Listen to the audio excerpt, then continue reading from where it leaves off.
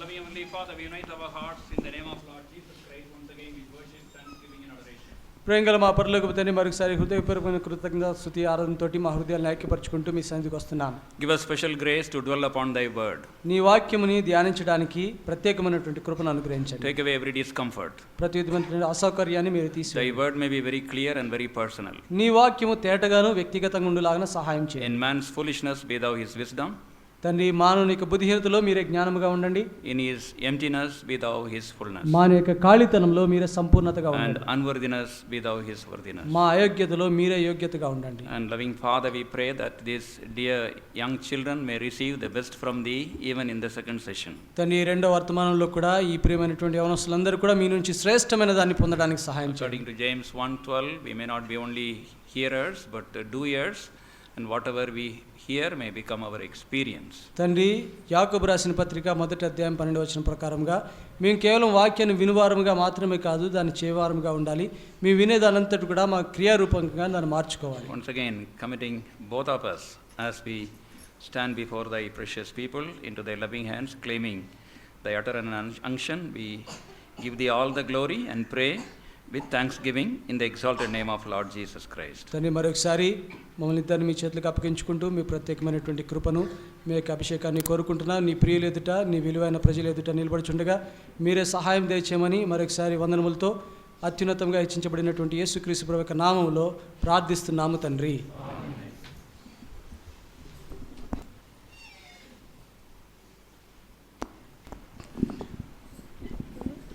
We continue to dwell upon the expression approved unto God in 2 Timothy chapter 2 verse 15. తిమోతికి రాసిన 2వ పత్రిక 2వ అధ్యాయం 15వ వచనంలో అదే మాట మీద దేవుని ఎదుట యోగ్యునిగా కనబడినట్లు అనే ఆ పదం మీద మనం ధ్యానించుకుందాం. The word approved can be interpreted also as favored, chosen and beloved. యోగ్యుడు అనే మాటకి 3 రకాలైనటువంటి అర్థాలు ఉన్నాయి. దయ పొందినవాడు, ఏర్పాటు చేయబడినవాడు, ప్రియుడు. And also we can translate it as favored. దయ పొందినవాడు అని కూడా మనం దాన్ని తర్జుమా చేయవచ్చు. So Paul was a chosen vessel unto God, approved unto God. కాబట్టి అపోస్తలుడైన పౌలు దేవుని ఎదుట ఏర్పాటు చేయబడి దేవుని చేత నియమించి యోగ్యుడిగా ఎంచబడినవాడు. And it started all with an experience of salvation. ఇదంతా కూడా రక్షణ అనే అనుభవంతో ప్రారంభమైంది. Now we want to look at the life of Daniel.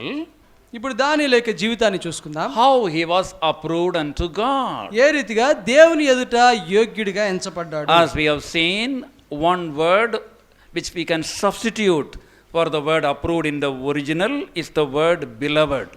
మనము చూసుకున్న ఒక పదం ఏంటంటే ప్రియుడు అనే మాట. అంటే యోగ్యుడు అనే పదానికి బదులుగా ప్రియుడు అనే పదాన్ని పెడితే ఆ విషయమే మనం ధ్యానిస్తాం. Daniel was called by God as a greatly beloved man. దానియేలుని దేవుడు బహుప్రియుడు అని పిలిచాడు. And we are looking at book of Daniel and chapter 10 and verse 11 and 19. దానియేలు గ్రంథము 10వ అధ్యాయము 11వ వచనము 19వ వచనములో రాయబడి ఉంది. In 11 we find, O Daniel, a man greatly beloved. ఇక్కడ దానియేలు విషయమై దానియేలు నీవు బహుప్రియుడవు గనుక అని రాయబడి ఉంది. And verse 19, O man greatly beloved. నీవు బహుప్రియుడవు, భయపడకుము. If you look at the previous chapter 9 verse 23, there also the expression greatly beloved. దాని ముందు అధ్యాయం 9వ అధ్యాయం 23వ వచనంలో కూడా నీవు బహుప్రియుడవు గనుక అనే మాట రాయబడింది. So God was testifying about Daniel 3 times, greatly beloved, greatly beloved, greatly beloved. దానియేలు విషయమై దేవుడు 3 సార్లు సాక్ష్యం ఇచ్చింది ఏంటంటే నీవు బహుప్రియుడవు, నీవు బహుప్రియుడవు, నీవు బహుప్రియుడవు. As the Lord reminded us in the morning before the starting of the Bible study, why he was beloved? Because he purposed in his heart that he would not defile himself, according to Daniel 1 and verse 8. దానియేలు గ్రంథం 1వ అధ్యాయం 8వ వచనం ప్రకారంగా దానియేలు ఎందుకు బహుప్రియుడయ్యాడంటే ఆయన హృదయంలో నిశ్చయించుకున్నాడు తను అపవిత్రపరచుకోకూడదని. ఉదయకాలం చూసాం మనం. If we young people desire to live a life approved unto God, there should be a desire for a life of separation. మనము కూడా యవనస్తులమైన మనము కూడా దేవుని ఎదుట యోగ్యులుగా లేక ప్రియులుగా ఉండాలి అని అంటే మనము కూడా వేరు చేయబడిన జీవితం, ప్రత్యేకించబడే జీవితం జీవించాలని ఉద్దేశించుకోవాలి. అలాంటి ఉద్దేశం, నిర్ణయం కలిగి ఉండాలి. Lord Jesus Christ with burden prayed for his disciples before going to the cross. యేసుక్రీస్తు వారు ఎంతో భారముతోటి తాను సిలువ వేయబడక మునుపు శిష్యుల కొరకు ప్రార్థన చేశాడు. We find that prayer recorded in John's Gospel chapter 17. యోహాను సువార్త 17వ అధ్యాయంలో ఆయన చేసినటువంటి ప్రార్థన అక్కడ రాయబడి ఉంది. The burden of Lord Jesus for his disciples we find in that chapter. ఆ యేసు ప్రభుకి తన శిష్యుల మీద ఎంత భారం ఉందనేది ఆ అధ్యాయంలో మనకు కనిపిస్తుంది. He said that they are in the world and they are not of the world. ఆయన అన్నాడు వారు లోకములు ఉన్నారు కానీ లోక సంబంధులు కారు అన్నాడు. We find it in verse 11, they are in the world. Verse 14, they are not of the world. 11వ వచనంలో వారు లోకంలో ఉన్నారనుంది. 14వ వచనంలో వారు లోక సంబంధులు కారు అని ఉంది. That is why in that chapter you find the word world 19 times. అందుకొరకే ఆ అధ్యాయంలో లోకము అనే మాట 19 సార్లు రాయబడి ఉంది. Because this world is a deceiving world, defiling world and a destroying world. ఎందుకంటే ఈ లోకము మోసపుచ్చే లోకము, నాశనము చేసే లోకము, మనల్ని పాడు చేసే లోకము. And as born again children of God, we have to be careful about the world. తిరిగి జన్మించిన దేవుని బిడ్డలముగా లోకం విషయము జాగ్రత్తగా ఉండాలి. Now there are 3 kinds of world. ఇప్పుడు 3 రకాలైనటువంటి లోకాలు ఉంటున్నాయి. One is the created world. ఒకటి ఏంటంటే సృష్టించబడినటువంటి లోకము, with all the birds, animals and the fauna and the animals and birds and so many things. రకరకాలైనటువంటి జంతు జీవము, తర్వాత వృక్ష జీవము, చేపలు, పక్షులు, ఇలాంటి వీటన్నిటి జీవుల చేత సృష్టించబడినటువంటి లోకం ఒకటి ఉంది. And there is nothing wrong about it. దాని విషయంలో ఎలాంటి పొరపాటు లేదు. And secondly, the people in the world. రెండవదిగా లోకములో ఉన్నటువంటి ప్రజలు. That we find in John's Gospel 3:16, for God so loved the world. అదే యోహాను సువార్త 3వ అధ్యాయం 16వ వచనంలో దేవుడు లోకమును ఎంతో ప్రేమించిన అన్నాడు. Some young people have asked me questions. కొద్దిమంది యవనస్తులను ప్రశ్నించారు. Brother, you are telling love not the world, but the Bible is telling God loved the world. అయ్యా సోదరుడా, నువ్వేమో లోకాన్ని ప్రేమించొద్దంటావు కానీ దేవుడు లోకాన్ని ప్రేమిస్తున్నాడు అడిగారు. What does it mean, God so loved the world? దానికి అర్థం ఏంటి? దేవుడు లోకమును ఎంతో ప్రేమించానంటే that is the people in the world he loved. దానికి అర్థము లోకములో ఉన్నటువంటి మనుషులను ఆయన ప్రేమించాడు. But if you come to 1 John chapter 2 and verse 15, love not the world. అయితే యోహాను రాసిన మొదటి పత్రిక 2వ అధ్యాయం 15వ వచనంలో లోకమును ప్రేమింపకుడి అన్నాడు. And that world is under the enemy, prince of the world, the devil, who would like to attract us and defile us and lose all God's great purpose in our life. ఈ లోకం ఏంటి అనంటే అది లోక అధిపతి సాతాను యొక్క ఆధీనంలో ఉండి మనల్ని దేవుని సంబంధ విషయాల నుంచి ఆకర్షించి దారి తప్పించి నాశనం వైపు తీసుకెళ్లేటువంటి లోకం. The sinfulness of the defiling and the destroying world. ఈ లోకం మనల్ని పాడు చేసి నాశనం చేసేటువంటి పాపపు లోకాన్ని మనం ప్రేమించకూడదు. And the Israelites, when they were redeemed from Egypt, ఇశ్రాయేలు ప్రజలు ఐగుప్తు నుంచి విమోచించబడిన తర్వాత it was God's desire that they should be going to Canaan. వాళ్ళు కానానుకు వెళ్ళాలనేది దేవుని ఆశ. In Deuteronomy chapter 8 verse 8 we find God is telling them they would have 7 wonderful things in Canaan. అయితే దేవుడు ద్వితీయోపదేశకాండం 8వ అధ్యాయం 8వ వచనంలో కానాను దేశంలో ఉన్నటువంటి 7 అద్భుతమైన విషయాల గురించి దేవుడు చెప్పాడు వాళ్ళకి. Oh, they would have all the oil and honey and pomegranates and so many things. అనేకమైనవి దేవుడు చెప్పాడు. నూనె ఉంటుంది, తర్వాత పాలు ప్రవహిస్తాయి, తేనెలు ప్రవహిస్తాయి, పండ్లు ఉంటాయి, అన్నిటి గురించి చెప్పాడు దేవుడు. But these Israelites, though their feet is towards Canaan, their hearts were towards Egypt. అయితే ఇశ్రాయేల్ ప్రజలు కానాను గురించి కలలు కంటున్నప్పటికి కూడా వాళ్ళ ఐగుప్తు దేశం అంతా వాళ్ళ హృదయంలో ఉంది. We find it in Numbers chapter 11 verse 5. సంఖ్యాకాండము 11వ అధ్యాయం 5వ వచనం రాయబడి ఉంది. They were talking about the onions and the garlic and the leeks and the fish. అక్కడ ఉన్నటువంటి చేపల గురించి, కీరాకాయల గురించి, దోసకాయల గురించి, ఉల్లిపాయల గురించి, వెల్లుల్లిపాయల గురించి, ఇలాంటి వాటి గురించి మాట్లాడుతున్నారు. That is why none of them entered into Canaan. అందుకొరకే అక్కడ బయలుదేరిన వారు ఎవరు కూడా కానాన్లో ప్రవేశించలేదు. They had to wander and die in the wilderness. వాళ్ళు 40 సంవత్సరాలు అరణ్యములో తిరిగి చనిపోవాల్సి వచ్చింది. Christian life here on earth is Canaan life. క్రైస్తవ జీవితం ఈ భూలోకములో కానాను జీవితం. To enjoy the heavenly things here upon this earth. పర సంబంధమైనవి భూలోకములో అనుభవించడం. But the enemy is very careful to deceive us with the worldly things to attract us and then make us to lose that Canaan life. అయితే సాతానుడు మన శత్రువు, వాడు ఎంతో జాగ్రత్తగా మనల్ని లోకములో ఆకర్షించి లోకాశల చేత మనల్ని ఆకర్షించి పర సంబంధమైనవి అనుభవించకుండా చేస్తాడు. One day my friends were going for gospel campaign. ఒక రోజు నా స్నేహితులు సువార్త దండయాత్రకు వెళ్తున్నారు. At that time I was only learning the cycle. అప్పుడు ఆ కాలంలో నేను నేర్చుకునేటువంటి శిష్యుడిగా ఉన్నాను. It was a cycle gospel campaign. Cycle మీద ప్రయాణం చేసి సువార్త దండయాత్రకు వెళ్ళేది. And they asked me, do you know how to ride a bicycle? వాళ్ళు అడిగారు, నీకు సైకిల్ తొక్కడం వచ్చా అన్నారు. What is there? Just jump on the seat and then pedal, you are going. అది నేనేమన్నాను, ఏముంది దాంట్లో, సీట్ మీద కూర్చుని పెడల్ దొక్కితే అదే వెళ్తుంది అన్నాను. They smiled at me and they took me also. వాళ్ళు నవ్వి నన్ను తీసుకుని వెళ్ళారు. And as I was trying to pedal and look straight, ఎప్పుడైతే ఈ పెడల్ తొక్కి ముందుకు చూసి వెళ్ళాలనుకున్నాను, because they told me look straight, look straight, look straight. ఎందుకంటే వాళ్ళు చెప్పారు ముందుకు చూడు, ముందుకు చూడు, ముందుకు చూడు అన్నారు. Suddenly I saw a lorry towards my left hand side. అకస్మాత్తుగా ఎడం ప్రక్కన ఒక లారీని చూశాను. I never knew it was the lorry was standing or running.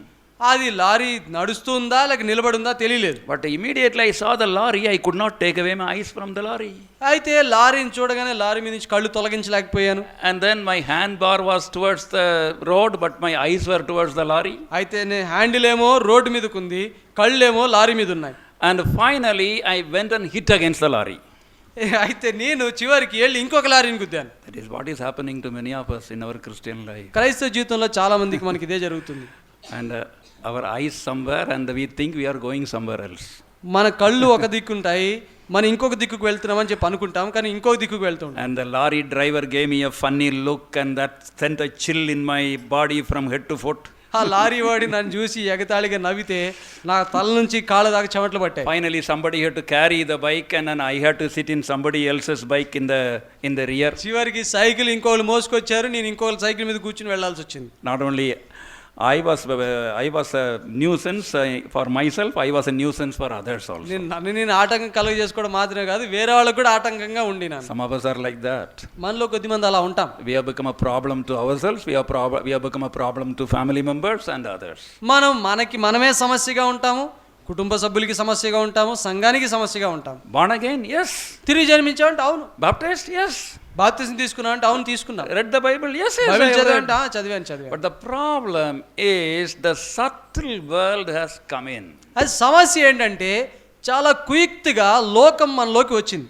And now in 5 ways we have to be careful about the worldly things. కాబట్టి లోకపు విషయాల గురించి 5 రీతిలుగా మనం జాగ్రత్తగా ఉండాలి. Because we know about all this, but practically we want to know how we have to be careful, in what areas we have to be careful. వీటన్నిటి గురించి మనకు తెలుసు, కానీ క్రియారూపకంగా ఎక్కడెక్కడ మనం జాగ్రత్త పడాలనేది మనం తెలుసుకోవాలి. God is not tired of speaking to us again and again. దేవుడు మాటికి మనతో మాట్లాడడంలో అలసిపోడు. But we also should be taking care to search our lives and come out of these things. అయితే మనం కూడా మన జీవితాన్ని పరిశీలించుకుని వీటన్నిటి నుంచి బయటపడడానికి ప్రయత్నం చేయాలి. And the first thing we find, from worldly people we have to come out. మొట్టమొదటిగా మనం చూసేది ఏంటంటే లోకస్తుల నుంచి బయటికి రావాలి. 2 Corinthians కొరింథీయులకు రాసిన 2వ పత్రిక and chapter 6 6వ అధ్యాయము and verse 14. 14వ వచనం. Very familiar verse. మనకు చాలా పరిచయమైన మాట. 2 Corinthians and 6 and 14. కొరింథీయులకు రాసిన 2వ పత్రిక 6వ అధ్యాయం 14వ వచనము. Be ye not unequally yoked together with unbelievers. మీరు అవిశ్వాసులతో జోడుగా ఉండకుడి. And this is an agricultural term. ఇది జోడిగా ఉండడం అనేది వ్యవసాయానికి సంబంధించినటువంటి మాట. And the same type of instruction we find in the Old Testament. ఇదే రకమైనటువంటి ఉపదేశం కూడా పాత నిబంధన గ్రంథంలో మనం చూడొచ్చు. If you turn to Deuteronomy chapter 22, ద్వితీయోపదేశకాండము 22వ అధ్యాయం మనం చూస్తే 10వ వచనము. Thou shalt not plow with an ox and an ass together. 22వ అధ్యాయము 10వ వచనము. ఎద్దును గాడిదను జత చేసి భూమిని దున్నకూడదు.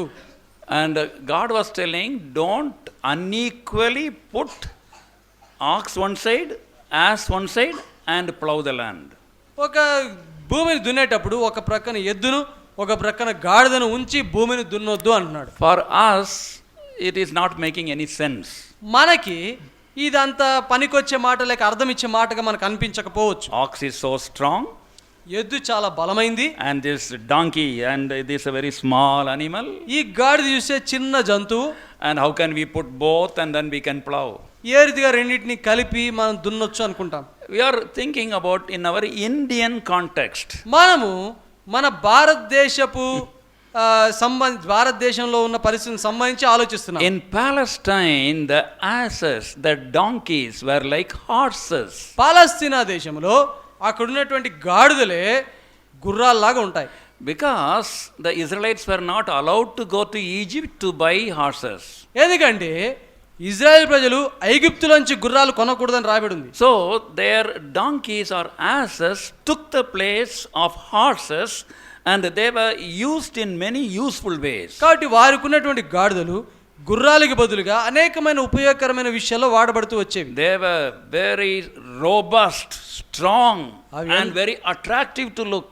అవి ఎంతో బలంగా దిట్టంగా చూడడానికి ఆకర్షణీయంగా ఉంటాయి గాడిదలు. So God was telling, because when you look at that donkey or ass, how wonderful it is to make this ox also to plow better, don't put the ass together. అయితే దేవుడు అంటున్నాడు, చూడ్డానికి ఎంతో చక్కగా కనిపించిన గాడిదను తీసుకొచ్చి ఎద్దుతో జత చేసి దాన్ని దున్నకూడదు, నేలను దున్నకూడదు అంటున్నాడు. Why God is rejecting the ass and accepting the ox? దేవుడు ఎందుకు గాడిదను తృణీకరించి ఎద్దును అంగీకరిస్తున్నాడు? Why? ఎందుకు? Nobody wants to speak, huh? మాట్లాడడానికి ఇష్టం లేదా? Tell me. ఎందుకు దేవుడు గాడిదను తృణీకరించి ఎద్దుని స్వీకరిస్తున్నాడు? Because this ass was stronger than ox also in Palestine. పాలస్తీనా దేశంలో ఎద్దు కంటే కూడా గాడిద బలమైందనా? Many of us are attracted like that only. మనలో చాలా మంది అలానే ఆకర్షించబడతాం. We think people who are not born again more beautiful, more attractive and more accomplished. ఎందుకంటే చాలా మంది ఏమనుకుంటారంటే చాలా సౌందర్యవంతులు, రక్షణ లేని వారు లేకపోయినా చూడడానికి చాలా చక్కగా ఉన్నారు, చాలా చదువు ఉంది, ఇలాంటివి ఆలోచిస్తూ ఉంటారు. Accomplished people full of talents. మంచి తలాంతులు కాని వాళ్ళు, సాధించిన వాళ్ళు. God was rejecting the ass because it was an unclean beast. దేవుడు ఈ గాడిదను ఎందుకు తృణీకరిస్తున్నాడు అంటే అది అపవిత్రమైనటువంటి జంతువు. If you look at Leviticus chapter 11 verse 3, లేవికాండము 11:3 మనం చూస్తే the clean beast has two qualities. పవిత్రమైన జంతువులకి రెండు గుణాలు ఉంటాయి. One is cloven footedness, another is chewing the cud. ఒకటి ఏంటంటే పాదములు విభజింపబడి ఉంటాయి, అది మేతను నెమరువేస్తుంది. The cloven footedness speaks about separation.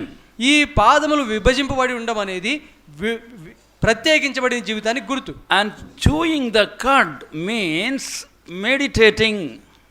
ఈ యొక్క ఆహారాన్ని నెమరువేయడం అనేది ధ్యానానికి గుర్తుగా ఉంది. Because these cows or oxen, they would graze and go to a quiet place, again bring out what they had eaten and chew it and chew it and chew it. ఎందుకంటే ఈ ఆవులు, బర్రెలు ఇవన్నీ కూడా ఏం చేస్తాయంటే అవి మేత మేసిన తర్వాత ఒక స్థలానికి వెళ్ళి కూర్చుని లోపలున్న మేతని నోట్లోకి తెచ్చుకుని దాన్ని బాగా నమిలి దాన్ని మెత్తగా చేసి మింగుతుంది. Outwardly, ass and oxen both are cloven footed.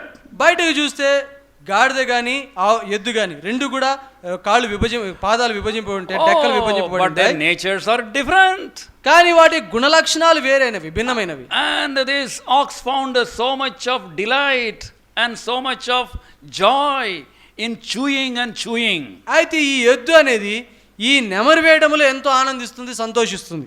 We find there should be two kinds of meditation as clean people, born again people. పవిత్రమైన జంతువులుగా అంటే పవిత్రమైనటువంటి ప్రజలుగా, తిరిగి జన్మించిన ప్రజలుగా రెండు రకాలైనటువంటి ధ్యానాలు మనం కలిగి ఉండాలి. One is in Psalm 104 verse 34. వాటి 104వ కీర్తన 34వ వచనము. My meditation of him shall be sweet. 104వ కీర్తన 4వ వచనము. 34. 104వ కీర్తన 34వ వచనం. ఆయనను గూర్చిన నా ధ్యానం ఆయనకు ఇంపుగా నుండునుగాక. First meditation, first going on thinking and remembering about the Lord Jesus Christ. మొదటి ధ్యానం మనము ఎప్పుడు కూడా యేసుక్రీస్తు ప్రభు గురించి ఆలోచిస్తూ ధ్యానిస్తూ ఉండాలి. Meditation of the living word. జీవము గల దేవుని వాక్య ధ్యానము. What would the Lord Jesus Christ do in my place? నా చోటులో యేసు ప్రభు ఉంటే ఏమి చేసి ఉండేవాడు? And how would the Lord Jesus Christ spoke? యేసు ప్రభు ఏ రీతిగా మాట్లాడాడు? Because somebody asked the footballer Pele. ఎందుకంటే పీలే అని ఈ ఫుట్బాల్ ఆటగాడు ఉన్నాడు, ఆయన అడిగారంట, how are you so successful? ఏ రీతిగా నువ్వు ఇంత విజయం సాధించావు, అభివృద్ధి చెందావు? He said it's very simple. ఆయన చాలా సామాన్యమైంది. I think football and I dream football and I eat football and I sleep football. నేను ఫుట్బాల్నే తింటాను, ఫుట్బాల్నే ఆలోచిస్తాను, ఫుట్బాల్నే కలగంటాను, ఫుట్బాల్నే నిద్రపోతాను. That means throughout the day everything was only football for him. దానికి అర్థం ఏంటంటే దినమంతా కూడా ఫుట్బాల్ గురించే తన ధ్యానం. How can I be successful like Lord Jesus Christ, overcoming the world by meditating on him?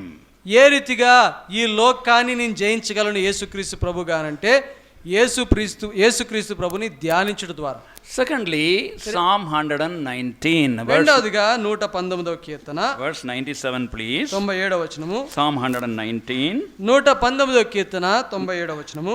97 says, "Oh, how love I thy law, it is my meditation all the day." నీ ధర్మశాస్త్రము నాకెంతో ప్రియముగానున్నది, దినమెల్లా నేను దానిని ధ్యానించుచున్నాను. So second meditation is the written word. రెండో ధ్యానము రాయబడినటువంటి దేవుని వాక్యం. First meditation living word. మొదటి ధ్యానము జీవవాక్యం అంటే యేసు ప్రభు. And the second is the word of God. రెండవది దేవుని వాక్యం. And that will prove that we are really separated people. ఇది మనం నిజంగా ప్రత్యేకించబడిన వారమని రుజువుగా ఉంటుంది. We should keep ourselves away from people who do not have any desire for the Lord's word. దేవుని గురించి ఆసక్తి కానీ, దేవుని వాక్యం విషయం గురించిన ఆసక్తి కానీ లేనటువంటి ప్రజల నుంచి మనల్ని మనం దూరంగా ఉంచుకోవాలి. And whether it is in partnership, politics, అది సభ్యత్వంలో కానీ, లేక రాజకీయాల్లో కానీ, or in worship, లేక ఆరాధనలో కానీ, or if it is in marriage, లేక వివాహ విషయంలో కానీ, or if it is in sports and play, లేక క్రీడా రంగంలో కానీ, we should be away from unbelievers. మన అవిశ్వాసుల నుంచి దూరంగా ఉండాలి. Brother, don't talk like this. అయ్యా సోదరుడు ఇట్లా మాట్లాడొద్దు అని మీరు అనొద్దు. Because many times unsaved people are better than saved people. ఎందుకంటే చాలా సార్లు రక్షణ లేని వారే రక్షింపబడిన వారి కంటే శ్రేష్ఠులుగా ఉంటారు. How loving they are. ఎంత ప్రేమ కలిగి ఉంటారు వాళ్ళు. One girl came to me about 7 years ago. 7 సంవత్సరాల క్రితం ఒక అమ్మాయి నా దగ్గరికి వచ్చింది. I was in Hebron. హెబ్రోన్లో ఉన్నాను అప్పుడు. And she came to preach to me. ఆ వచ్చి నాకు బోధ చేయడానికి వచ్చింది. And she said, pray for me, I want to marry a boy. ఆ అంది నా కోసం ప్రార్థన చేయండి, నేను ఒక పిల్లవాడిని పెళ్లి చేసుకోవాలనుకుంటున్నాను. Without praying, I asked her the question. ప్రార్థన చేయకుండానే నేను ఆమెను ప్రశ్నించాను. Is he a believer or unbeliever? ఆయన విశ్వాసియా అవిశ్వాసియా? He is unbeliever only. ఆయన అవిశ్వాసి అనుకోండి. But better than all the believing boys in Hebron. కానీ హెబ్రోన్లో విశ్వాసం ఉంచే యవనస్తులందరూ కూడా చాలా శ్రేష్ఠుడు. I told her, daughter, don't make this mistake. అమ్మా కుమార్తె ఈ పొరపాటు చేయొద్దు అన్న. Because you are going against God's word. ఎందుకంటే నువ్వు దేవుని వాక్యాన్ని విరోధంగా వెళ్తున్నావు. God has said everything for our good. దేవుడు ప్రతిదీ కూడా మన మేలు కొరకే చేశాడు. Not for his good or his pleasure, for our good and our blessing. ఆయన సంతోషం కొరకు, ఆయన ఆనందం కోసం చేయలేదు. మన సంతోషం కొరకు, మన ఆనందం కొరకు చేశాడు. If you or I go against it, then we'll have to pay for it. మీరు నేను దానికి వ్యతిరేకంగా వెళ్తే దానికి క్రయాన్ని చెల్లించాలి. Then her preaching started. అప్పుడు ఆమె బోధ ప్రారంభమైంది. She said, do you know one thing in the world, love is the greatest. నీకు ఒక విషయం తెలుసా, లోకంలో ప్రేమే ఎంతో గొప్పది. And the boy is loving me. పిల్లవాడు నన్ను ప్రేమిస్తున్నాడు. And because he loves me, very soon he will become a believer. నన్ను ప్రేమిస్తున్నాడు కాబట్టి చాలా త్వరగా ఆయన విశ్వాసిగా మారుతాడు అంది. His love is so much for me, whatever I tell he will do it. ఆయన ఎంతగా నన్ను ప్రేమిస్తున్నాడు అంటే నీ ఏది చెప్తే అది చేస్తాడు. So by marrying him I can win a soul. కాబట్టి ఆయన పెళ్లి చేసుకోవడం ద్వారా ఆయన ఆత్మని నేను రక్షించుకుంటాను. Now one thing I want to tell you. ఒక విషయం మీకు చెప్పాలి. two things I have not seen so far in the world. లోకములో రెండు సంగతులు ఎప్పుడు చూడలేదు. One is a confirmed atheist. ఒకటేంటంటే నిర్ధారించబడినటువంటి నాస్తికుడు. Many of my friends used to say, we don't believe in God, believe in God. చాలా మంది స్నేహితులు అనేవారు నాతోటి, నేను దేవుడిని నమ్మను, మేము దేవుడిని నమ్మమని చెప్పేవారు. Small problem comes, the first word from their mouth is, oh God. చిన్న సమస్య వచ్చేటోడికి నోట్లోంచి వచ్చే మొదటి మాట ఓ దేవా అంట. I have not seen so far a confirmed atheist. కాబట్టి ఇంతవరకు నేను నిర్ధారించబడినటువంటి నాస్తికుడిని నేను చూడలేదు. Secondly, I have not seen so far a believer marrying an unbeliever and winning a soul. ఇంతవరకు ఒక విశ్వాసి అవిశ్వాసిని చేసుకుని ఆయనను కానీ ఆమెను కానీ విశ్వాసిగా మార్చడం నేను చూడలేదు.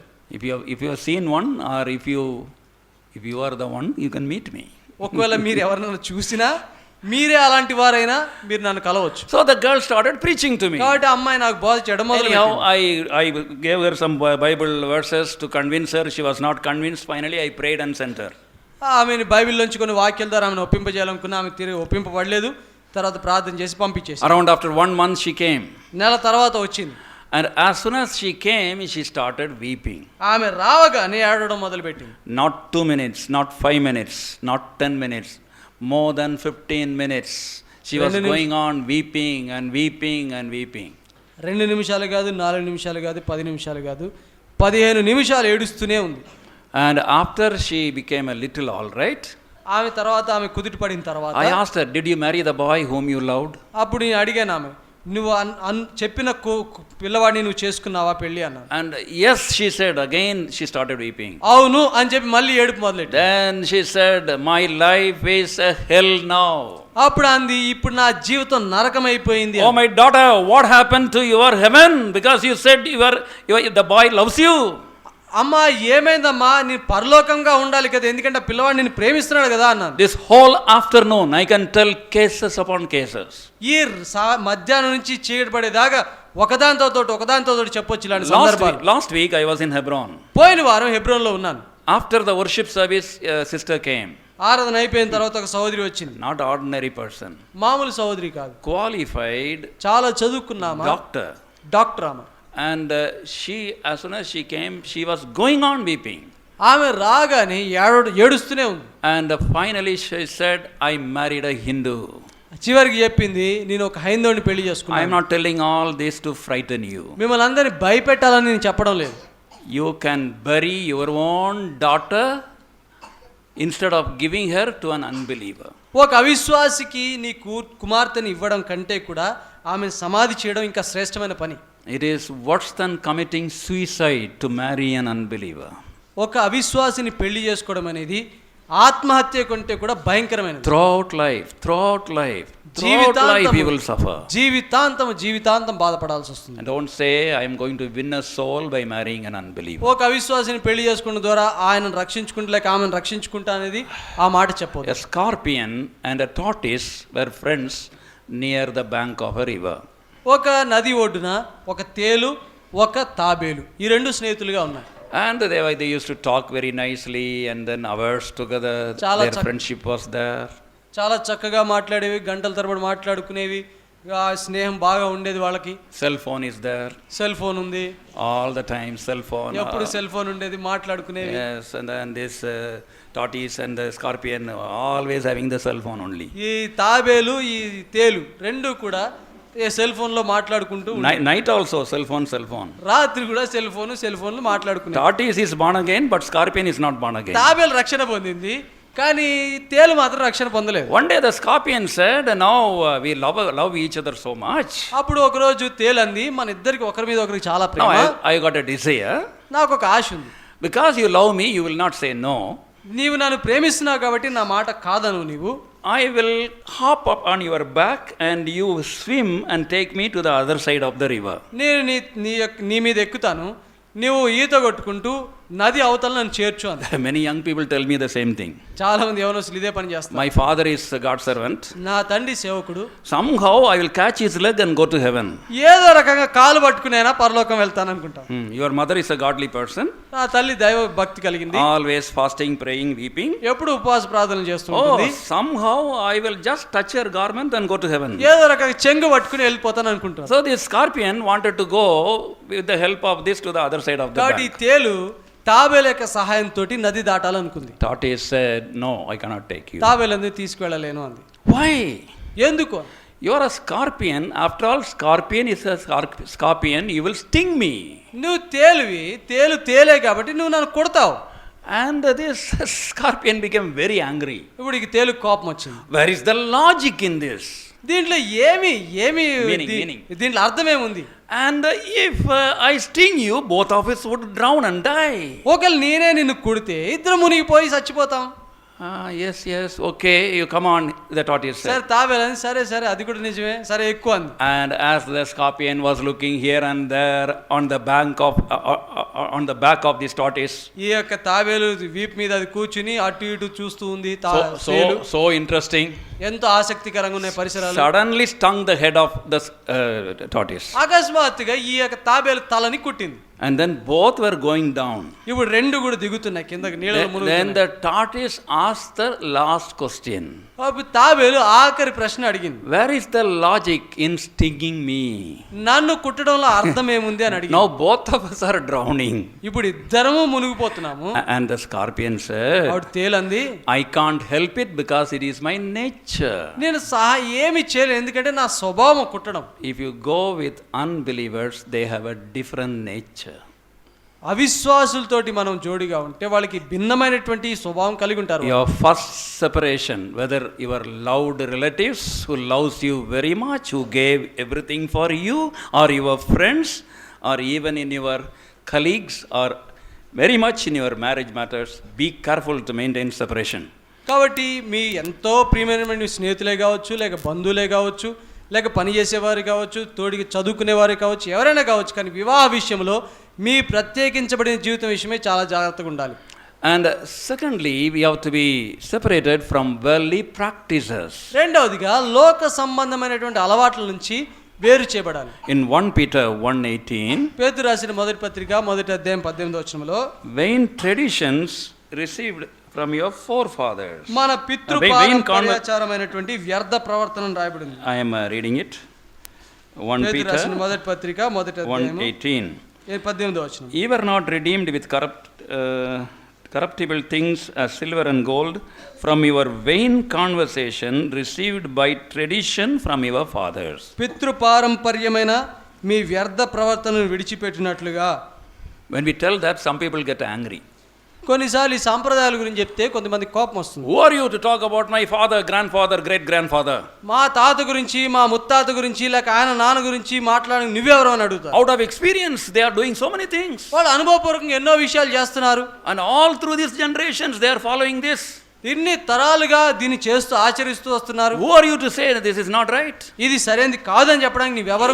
It is not how many years this has been followed. It is not through whom we are following.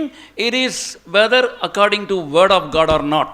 మనము ఎవరి బట్టి ఈ పని చేస్తున్నాము, ఎవరి ద్వారా మనకు అలవాట్లు వచ్చినాయి, లేక ఆచారాలు వచ్చినాయి, ఏంటి ఆచారం అనేది ప్రాముఖ్యం కాదు, కానీ మనం చేసే పని దేవుని వాక్యానికి దేవుని వాక్యం ఆధారం చేసుకుని ఉందా కాదా.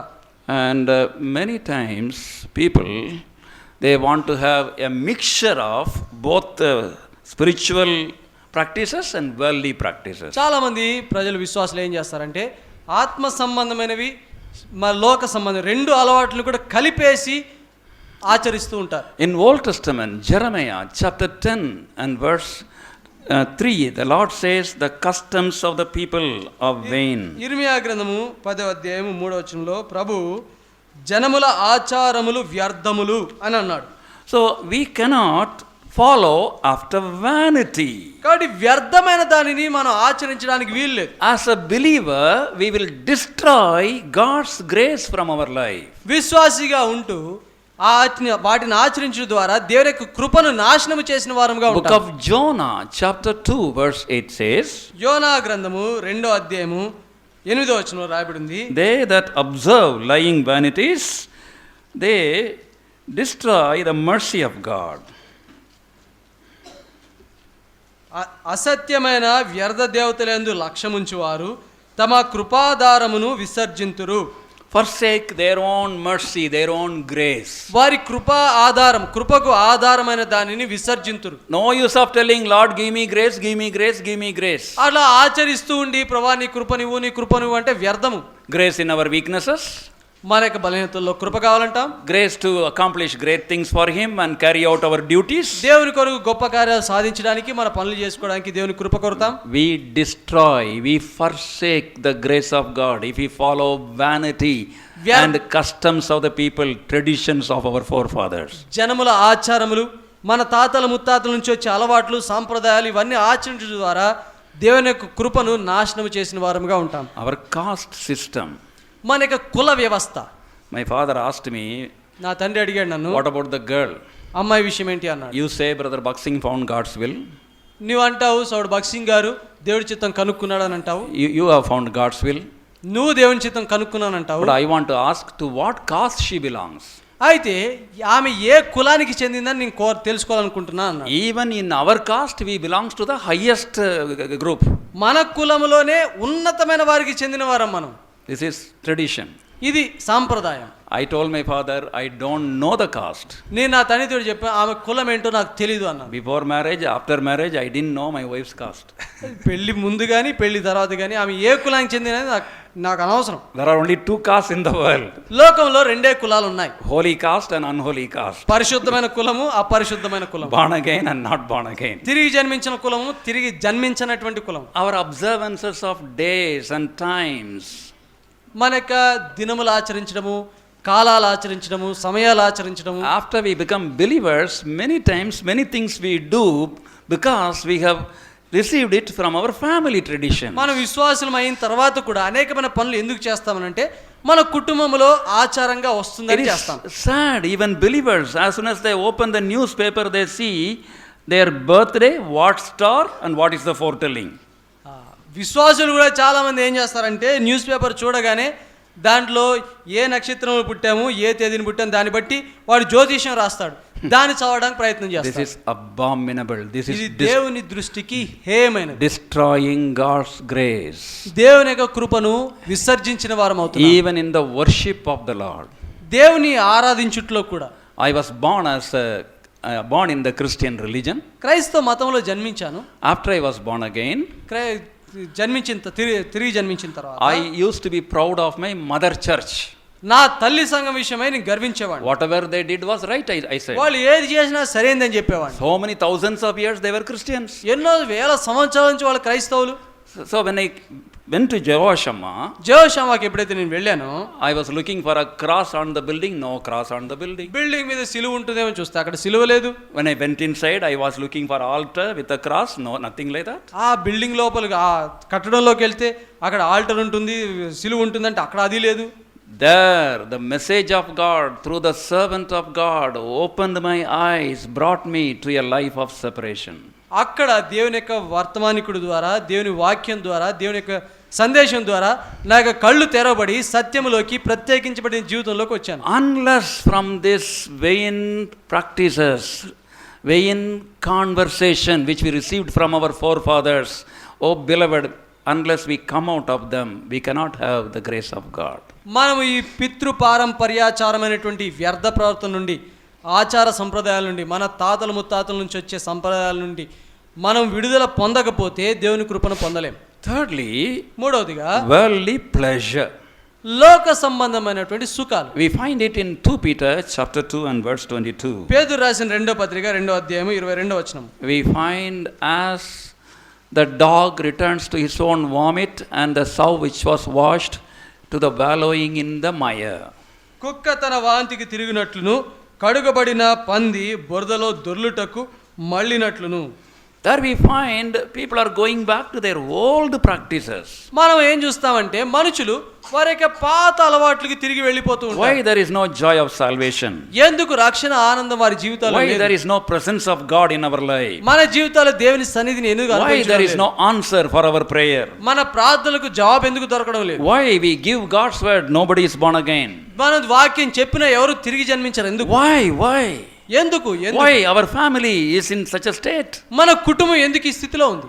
Why there is no blessing in my life? నా జీవితంలో ఎందుకు ఆశీర్వాదం లేదు? Beloved, in the beginning days of my born again experience, I was different, but now I am different. తిరిగి జన్మించిన ఆరంభ దినాల్లో ఒక రకంగా ఉన్నాను, ఇప్పుడు ఇంకొక రకంగా ఉన్నాను. And those days I never read any magazines. ఆ దినాల్లో మ్యాగజైన్లు చదివేవాడిని కాదు. I used to throw away everything.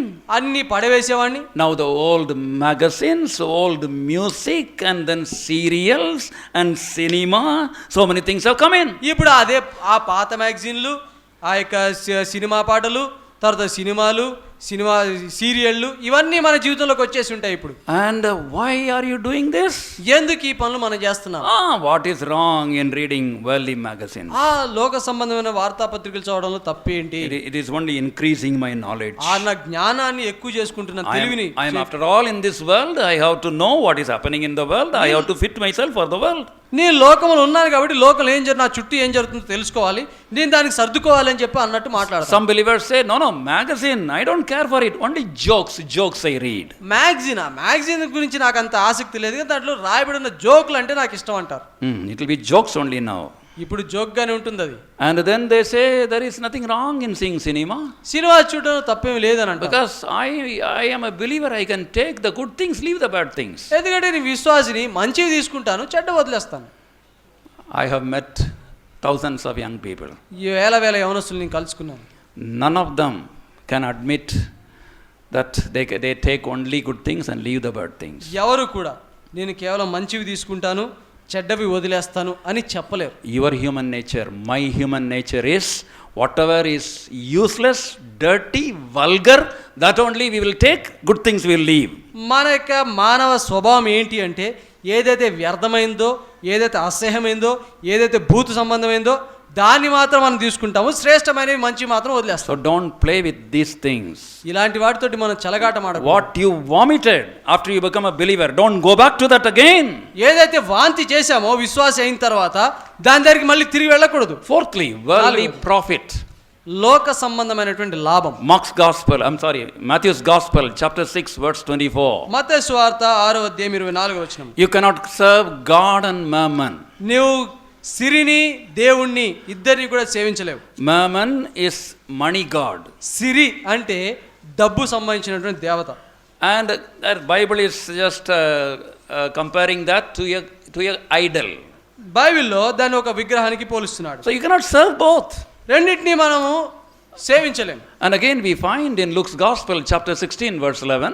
లూకా సువార్త 16వ అధ్యాయం 11వ వచనం. Unrighteous mammon. దుర్నీతి సంబంధమైనటువంటి సిరి. We want to give bribe, take bribe. లంచాలు ఇవ్వాలనుకుంటాము, లంచాలు తీసుకుంటాము. And we don't want to change our religion as Christian because scholarship will not come, the job opportunities will not be there. క్రైస్తవులుగా మన కులాన్ని మతాన్ని మార్చుకోవడానికి ఇష్టం ఉండదు, ఎందుకంటే స్కాలర్షిప్లు పోతాయి, ఉద్యోగాలు పోతాయి, ఇలాంటివి ఉంటాయి కారణాలు. డబుల్ అకౌంట్స్, రెండు రకాలైనటువంటి ఖాతాలు మనకుంటాయి. For the sake of few rupees many of us betray the Lord Jesus Christ like Judas. అనేక మంది మనలో చిన్న కారణం కొరకు దేవుణ్ణే బొంకేవారుగా ఉంటాం. Fifthly, worldly popularity. ఐదవదిగా లోక సంబంధమైనటువంటి పరపతి. If you turn to Mark's Gospel, chapter 15 and verse 15. Mark సువార్త 15వ అధ్యాయం 15వ వచనం మనం చూస్తే we read about Pilate. అక్కడ పిలాతు గురించి మనం చూస్తాం. And willing to content the people, he gave the Lord Jesus Christ to be crucified. జనసమూహమును సంతోషపెట్టుటకు యేసు ప్రభుని సిలువ వేయడానికి అప్పగించాడు. It may be your uncle, auntie, your friend, your parents or your colleague. Me uncle కావచ్చు, మీ ఆంటీ కావచ్చు, మీ స్నేహితులు కావచ్చు, బంధువులు కావచ్చు, తోటి పనివారు కావచ్చు, ఎవరైనా కావచ్చు. Whoever it may be, you cannot content them and then betray the Lord and make him to be crucified and lose your testimony. వారు ఎవరైనా కావచ్చు, ఏ కారణం కొరకైనా యేసు ప్రభుని బొంకి ఆయనను సిలువేయడానికి అప్పగించి వాళ్ళని సంతోషపెట్టడానికి ప్రయత్నించకూడదు. Daniel, oh greatly beloved. దానియేలు బహుప్రియుడిగా ఎంచబడ్డాడు. And he purposed in his heart he would not defile himself. తాను అపవిత్రపరచుకొనకూడదని ఉద్దేశించుకున్నాడు. Will you be like that? ఆ రీతిగా ఉంటామా మనము? There are some doubtful things about which we are not able to decide whether they are worldly or not. కొన్ని అనుమానకరమైనటువంటి సంగతులు ఉంటాయి. అవి లోక సంబంధమైనవా లేక ప్రభు సంబంధమైనవా తీర్మానించుకోలేని స్థితిలో ఉంటాం. For example, people have questioned me, where in the Bible it is said don't smoke. ఎందుకంటే కొంతమంది ప్రశ్నించారు, ఏంటి బైబిల్లో ఎక్కడ పొగ తాగొద్దని రాసి ఉంది అని అంటారు. Already in the youth magazine we have written the article that youth magazine లో ఈ పొగ తాగే దాని గురించి ముందుగానే రాశాము. Smoking is sinful. ఈ పొగ తాగడం పాపమైంది From the Bible. బైబిల్ నుంచే రాశాము. Same way people have asked questions, how can you say it is wrong to see cinema? Cinema చూడడం తప్పని బైబిల్ ఎక్కడుందని చెప్పి అడిగారు. And I have given more than 10 verses from the Bible. బైబిల్లోంచే 10 వచనాల కంటే ఎక్కువ చెప్పాను. No, don't come and meet me and ask those references. ఆ రెఫరెన్స్లు ఏంటి అడగొద్దు, యూత్ మ్యాగజైన్ తెప్పించుకుంటే మీకు తెలుస్తుంది. Later on we will share all that. తర్వాత పంచుకుంటాం. But now the question is, how can we know clearly whether this is worldly or not? Some things are very doubtful. కాబట్టి ప్రశ్న ఏంటంటే కొన్ని విషయాలు ఎంత అనుమానాస్పదంగా ఉంటాయంటే అది దేవుని సంబంధమైనదో లోక సంబంధమైనదో అర్థం కాదు. There was a young boy and a mother living in a house. ఒక యవనస్తుడు తన యొక్క తల్లి ఒక ఇంట్లో నివాసం ఉండేవారు. The boy would always consult the mother for everything. ఆ పిల్లవాడు ప్రతి విషయమై తల్లిని అనుమతి అడిగేవాడు. One day he was in the first floor, mother was in the kitchen in the ground floor. ఒకరోజు ఆ పిల్లవాడేమో మొదటి అంతస్తులో ఉన్నాడు, తల్లి ఏమో కిచెన్ లో కింద అంతస్తులో ఉంది. And then he was asking, mother, please tell me whether the shirt is dirty, I can wear it or not. అమ్మా, ఈ యొక్క చొక్కా ఇది మురికిగా ఉందా లేక తేటగా ఉందా, నాకు చెప్పు, నీ వేసుకోవాలా వద్దా అని చెప్పాను. Mother from down shouted, కింద నుంచి తల్లి అరిచింది, it is dirty, don't wear it. అది మురికిగా ఉంది, వేసుకోవద్దు అని చెప్పి. Then he came down, ఆవిడ కిందకు వచ్చాడు, changing the shirt. చొక్కా మార్చు. Mother, you no longer love me. అమ్మా, నువ్వు నన్ను ప్రేమించడం లేదు. Either you should have asked me to bring the shirt or you should have come up and seen the shirt. అమ్మా, నువ్వు షర్ట్ అన్న కిందకి తెమ్మని చెప్పి అడిగి ఉండాలి, లేకపోతే నువ్వన్న పైకి వచ్చి ఉండాలి. Without caring for my words, without seeing the shirt, you are telling it is dirty. నేను ఏ చొక్కా గురించి అడుగుతున్నాను తెలియకుండానే నువ్వు మురికి ఉందని చెప్పి అని అన్నావు. Mother very nicely said, ఆ తల్లి చాలా తేటగా చెప్పింది, my son, when it is doubtful, it is dirty. నా కుమారుడా, నీకు ఇది తేటగా ఉందా లేదని అనుమానం వస్తే ఖచ్చితంగా అది మురికిగానే ఉందని అర్థం. Precious child of God, when it is doubtful, it is dirty. ప్రియమైనటువంటి దేవుని బిడ్డలారా, మీకు అనుమానం కలిగిందంటే అది అసహ్యమైనదే, పాప సంబంధమైనదే. Your friendship మీ స్నేహమే కానీ and many things in your life, మీ జీవితంలో అనేకమైన విషయాలు when కానీ it is doubtful, it is dirty. అది అనుమానం మీకు కలిగిందంటే అది పాప సంబంధమైనది. And there are many things, all the things we are not able to share now. ఇంకా అనేక విషయాలు ఉన్నాయి, అన్ని ఇప్పుడు పంచుకోలేము. But whatever we have seen from God's word, may the Lord make every one of us approved unto God, beloved of God. కాబట్టి దేవుని విషయాల్లో మనం ఏ సంగతులు చూసుకున్నాం, వాటి అన్ని విషయాల్లో కూడా దేవుని ఎదుట మనం యోగ్యులుగా ఎంచబడాలని మా ఆశ. Shall we surrender our lives coming out of all the worldly things? కాబట్టి లోక సంబంధమైన అన్నిటి నుండి బయటకు వచ్చి మన జీవితాన్ని ప్రభువుకు అప్పగించుకుందాం. Shall we pray? ప్రార్థన చేసుకుందాం.